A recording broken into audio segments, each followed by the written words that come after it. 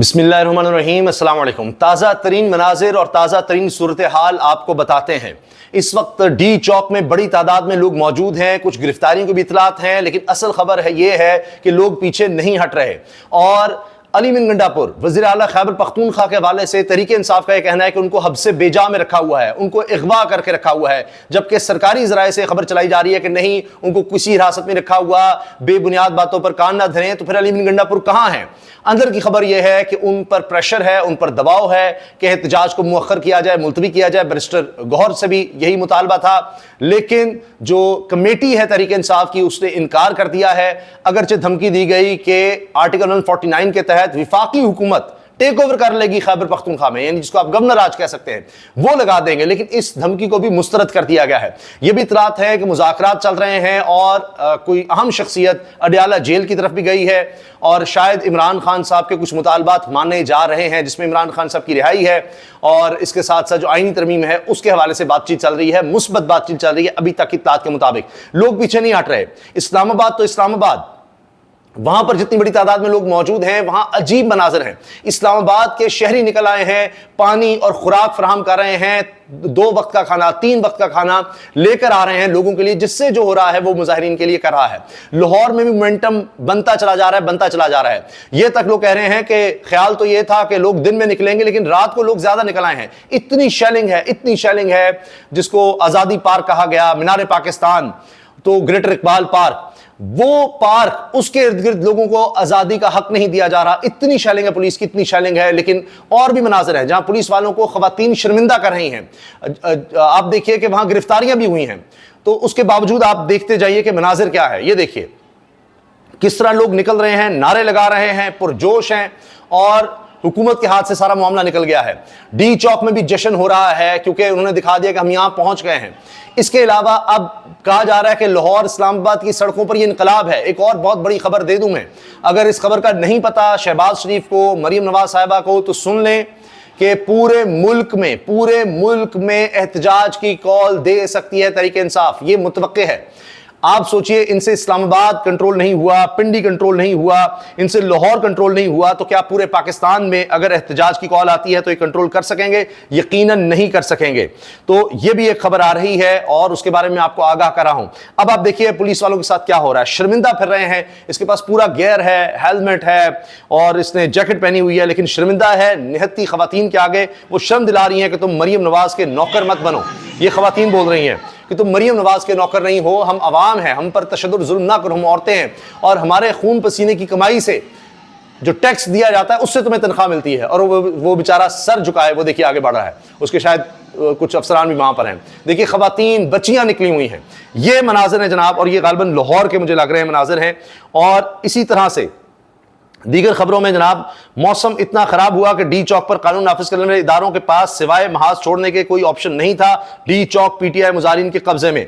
उसके बाद फिर पुलिस ने भी एक्शन शुरू किया, कुछ गिरफ्तारियां की, नारे वगैरह लगाए। बैरिस्टर गौहर खैबर पख्तूनख्वा हाउस से रवाना हुए, वज़ीर आला अली मीन गंडापुर से मुतल्लिक सवाल का जवाब तक नहीं दिया। ये उस वक्त के मनाज़िर हैं। इसके अलावा 6:23 पर डी चौक इस्लामाबाद में सूरत हाल ये थी, बारिश होते ही पीटीआई कारकुनान रियासती फसाइयत को पसपा करते हुए डी चौक पहुंचे। शदीद शेलिंग करने के बावजूद ही फोर्सेस पीछे हटने पर मजबूर हुई।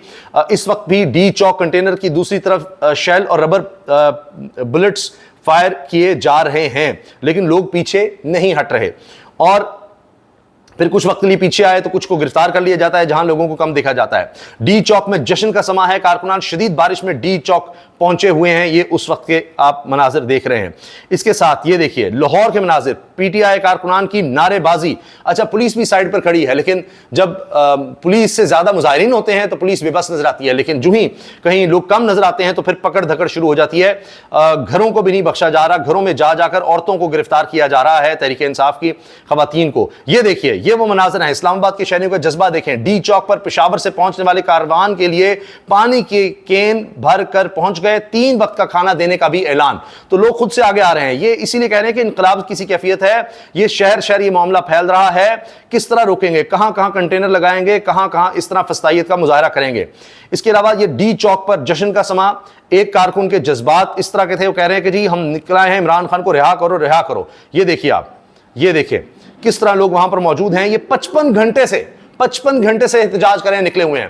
یہ دیکھیں آپ, یہ نوجوان پر نعرے لگا رہا ہے عمران خان کو رہا کرو, تم نے اتنا ظلم کر لیا, اتنا ظلم کر لیا.